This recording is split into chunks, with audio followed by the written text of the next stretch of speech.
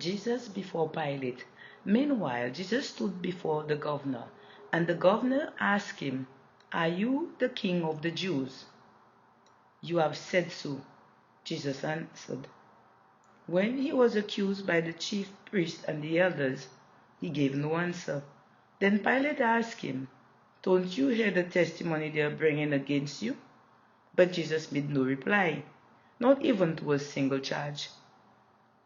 To the great amazement of the governor, now it was the governor's custom at the festival to release a prisoner chosen by the crowd. At that time they had a well-known prisoner whose name was Jesus Barabbas. So when the crowd had gathered, Pilate asked them, "Which one do you want me to release to you, Jesus Barabbas or Jesus who is called the Messiah?" For he knew it was out of self-interest that they had handed Jesus over to him. While Pilate was sitting on the judge's seat, his wife sent him this message: "Don't have anything to do with that innocent man, for I have suffered a great deal today in a dream because of him." But the chief priests and the elders persuaded the crowd to ask for Barabbas and to have Jesus executed.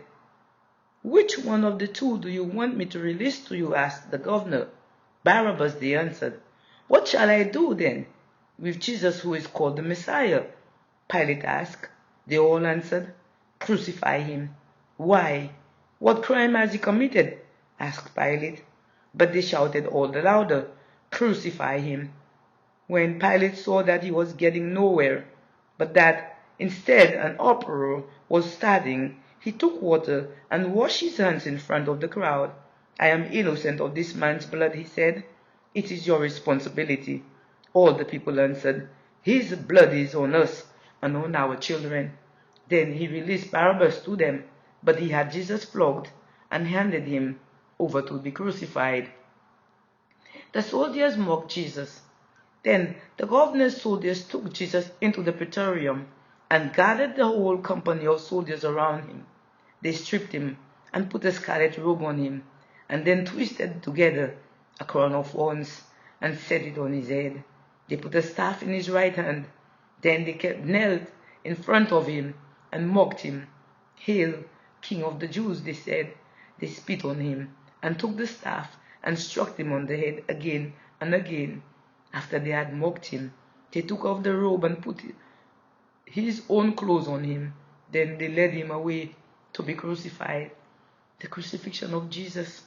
As they were going out, they met a man from Cyrene named Simon, and they forced him to carry the cross.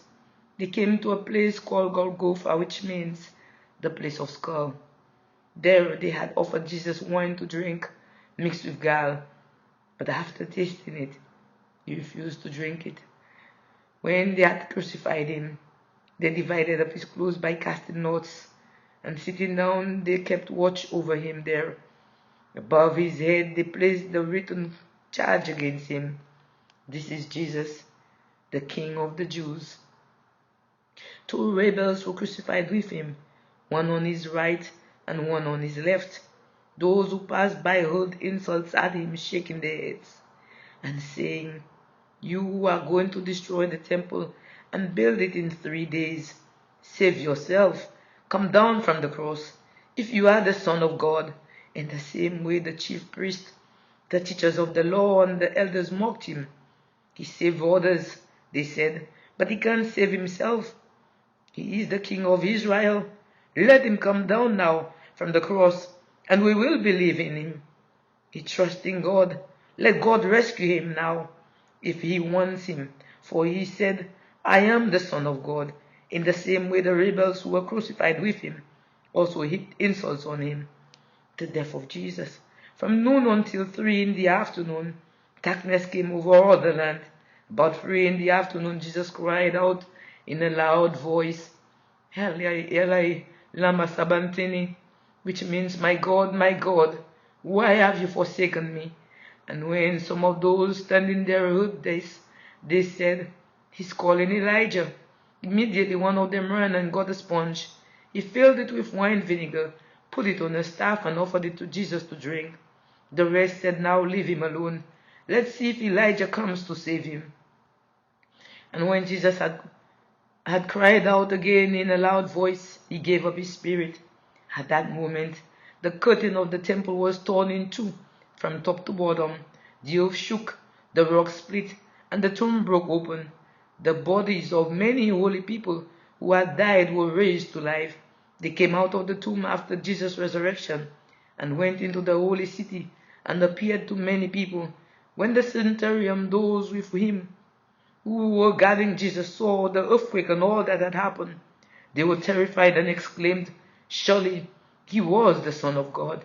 Many women were there, watching from a distance. They had followed Jesus from Galilee to care for his needs. Among them were Mary Magdalene, Mary the mother of James and Joseph, and the mother of Zebedee's son.